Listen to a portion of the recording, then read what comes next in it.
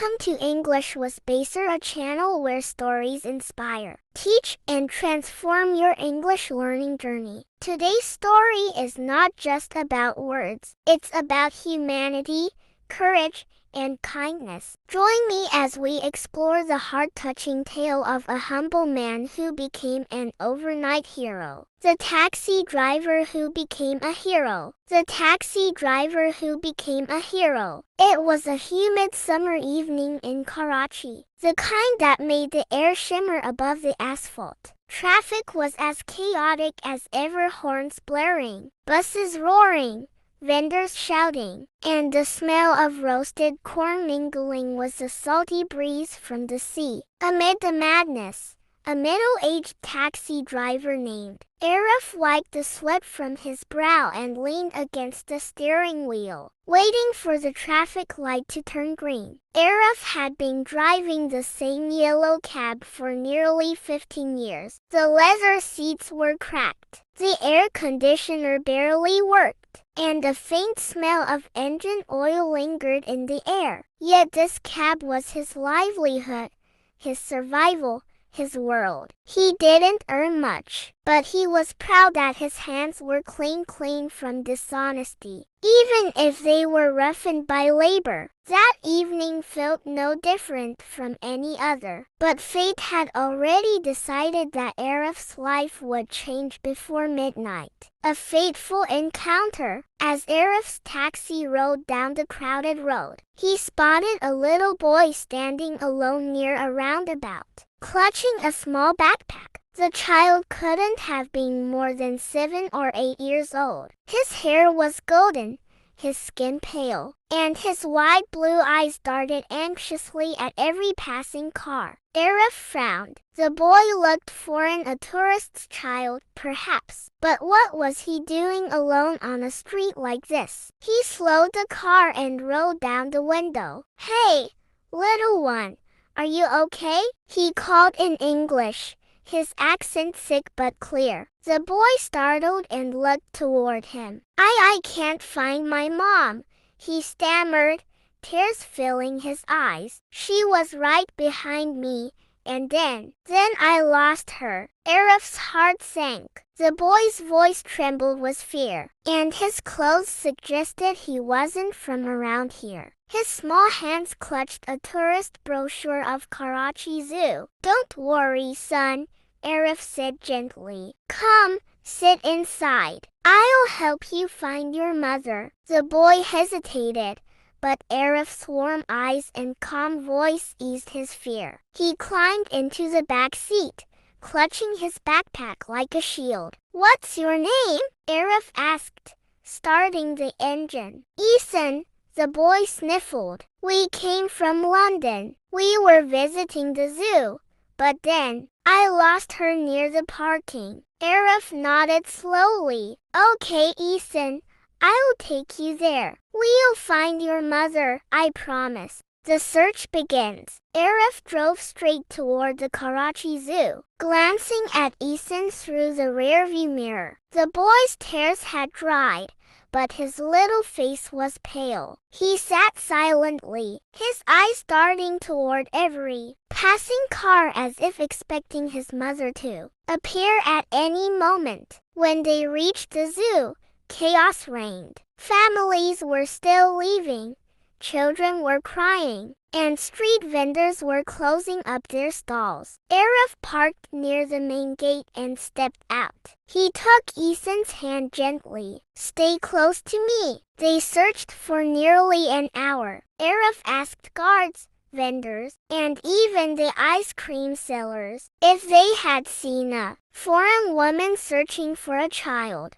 Everyone shook their heads. Ethan's eyes welled up again. "Maybe she's gone," he whispered. "No," Arif said firmly. "A mother never leaves her child. We'll find her." A city too big. The sun had dipped below the horizon now, and the city lights glowed orange and white. Arif knew that finding one tourist in Karachi at night was like searching for a needle in a haystack. But he couldn't just leave the boy. He decided to take Ethan to the nearest police station. As he drove, he tried to comfort him. "Do you remember your hotel's name?" Ethan wiped his nose and nodded. "Something Pearl? Pearl Continental?" Arif guessed. The boy's eyes lit up. "Yes, that's it." Arif smiled. "Then we're halfway there." He turned the taxi toward the hotel, which was several kilometers away. But the traffic was brutal bumper to bumper, with motorbikes weaving dangerously between lanes. A storm brewed. As they drove, thunder rumbled in the distance. Dark clouds rolled over the city, and soon heavy rain began to pour. The streets flooded quickly, and visibility dropped to almost nothing. Arif tightened his grip on the steering wheel, the wipers struggling against the torrent. Ethan gasped at the lightning flashing across the sky. Arif could tell the boy was terrified. "Don't worry, son," he said softly. "Rain comes and goes, just like problems." The boy nodded weakly, watching the rain trace lines down the window. Suddenly, a loud bang echoed the taxi's rear tire burst. The car swerved, but Arif managed to pull it to the side of the road safely. "Stay here," he told Ethan. "I'll fix it." He stepped out into the downpour, his shirt instantly drenched. The street was half flooded, and the tire was completely flat. Arif worked quickly, his hands trembling from the cold and exhaustion. Inside the car, Ethan hugged his backpack, whispering to himself, "Please let Mom be safe." Finally, Arif got the spare tire on and climbed back into the cab, soaked but smiling. All good now. The empty hotel. When they reached Pearl Continental, Arif parked near the entrance. The lobby was grand, filled with marble and chandeliers. Ethan's face lit up as they entered. They approached the reception desk. "This boy is looking for his mother," Arif explained. "They're tourists from London." The receptionist frowned and checked the guest records. "Yes, sir. We have a Mrs. Claire Anderson staying here, but she's not in her room. She left a report about her missing child an hour ago." Ethan's eyes widened. "That's my mom. Where is she now?" "She went to the British consulate," the receptionist said. "The police are helping her." Arif knelt beside Ethan. "See, she's looking for you too. Let's go meet her." A race against time. The British consulate was about 20 minutes away, but the storm had flooded most of the roads. The radio reported heavy rain and traffic accidents across the city. Arif didn't care. He stepped on the accelerator, carefully maneuvering through the chaos. His mind was focused on one thing: returning the child safely. At one point, the road was blocked by a fallen tree. Arif had to turn around and take a narrow alley through Sadr, where the power had gone out. The only light came from lightning and the faint glow of his headlights. "Are we close?" Ethan asked, voice trembling. "Almost there, my boy," Arif replied, forcing a smile. "Your mother must be waiting." But then, just as they neared the consulate, another car splashed water over the taxi, and the engine sputtered. Smoke began to rise from under the hood. Arif's heart dropped. The car was dead. The walk of hope. Arif knew the consulate was less than a kilometer away. He turned to Ethan.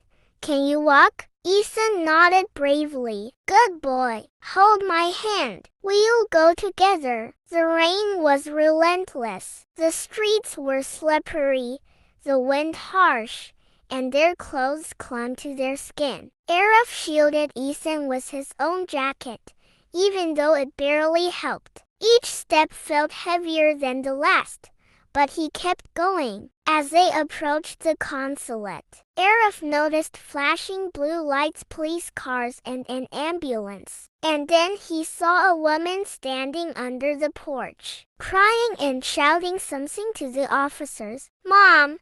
Ethan screamed, breaking free and running forward. "Ethan!" the woman cried, rushing to embrace him. She fell to her knees, holding him tightly, sobbing with relief. "Oh my God! I thought I lost you forever." Arif stopped a few steps away, panting, rain dripping from his face. A deep sense of peace washed over him. The moment of recognition. The police officer approached Arif.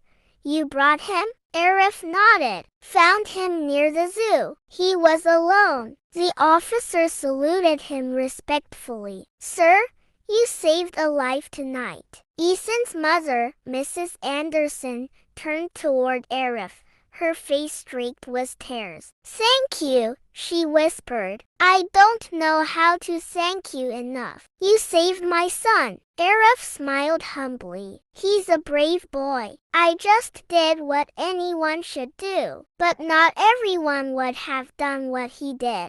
Mrs. Anderson insisted that Arif come inside to dry off and have tea. Reporters had already gathered outside after hearing about the missing tourist child. Before long, word spread that a local taxi driver had rescued the boy in the middle of a storm. A hero's night. By morning, Arif's face was on every news channel. "Karachi taxi driver saves foreign child," the headlines read. His picture, wet, tired, but smiling, circulated across social media. People called him the humble hero. Journalists came to his small home in Liari, where his wife, Samina, served them tea. His children watched the news with wide eyes, unable to believe that their quiet father was suddenly famous. When Arif returned home that afternoon, he found a bouquet and an envelope waiting for him. Inside was a handwritten letter from Mrs. Anderson. "Dear Mr. Arif, words cannot express the gratitude I feel. You were a stranger,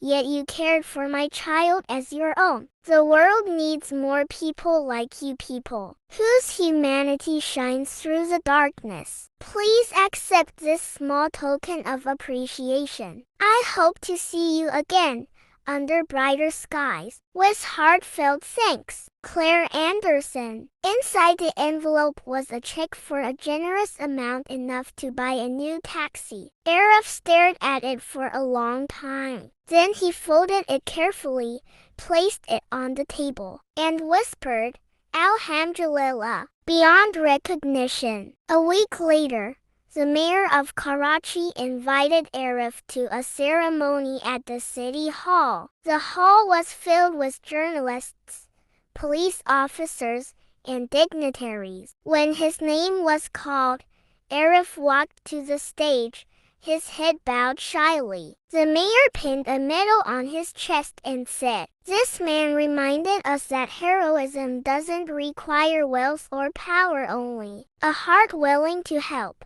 The crowd erupted in applause. Arif stood there, overwhelmed. He had never imagined that a simple act of kindness would make him the center of such attention. He didn't see himself as a hero. He was just a man doing the right thing. A call from abroad. Months passed, and Arif's life slowly returned to normal. But one evening, as he was cleaning his taxi, his phone buzzed. The number displayed was foreign. "Hello," he answered. "Mr. Arif?" a familiar voice said. "It's Claire Anderson. I hope I'm not disturbing you." Arif smiled. "Not at all, madam. How are you and Ethan?" "We're well," she said warmly. "Ethan talks about you every day. He's even written a story about you for his school project." "The taxi driver who saved me." Arif chuckled softly,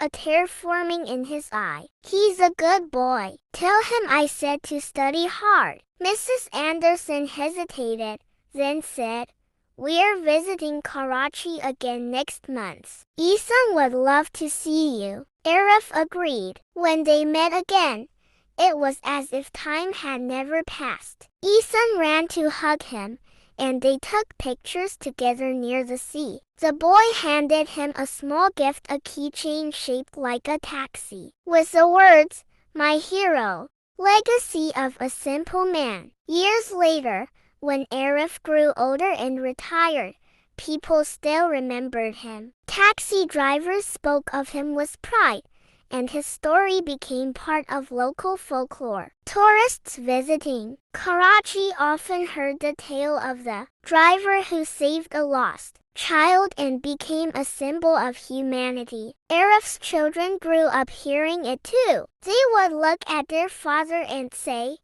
"Baba, you're famous." He would smile and reply, "No, my children, I am not famous. I was just there when someone needed help. And that is all that matters." On quiet evenings, he would sit by his window, watching the city lights flicker in the distance, the hum of traffic reminding him of the road that had been his life. Somewhere in London, he knew, a boy named Isan still remembered him not as a taxi driver, but as a man who became his guardian angel for one stormy night. And that thought was worth more than all the medals and money in the world. Moral of the story: greatness is not always found in power, wealth, or fame. Sometimes it lives quietly in the heart of an ordinary man who chooses to do something extraordinary. Subscribe to English with Baser for more inspiring stories from around the world.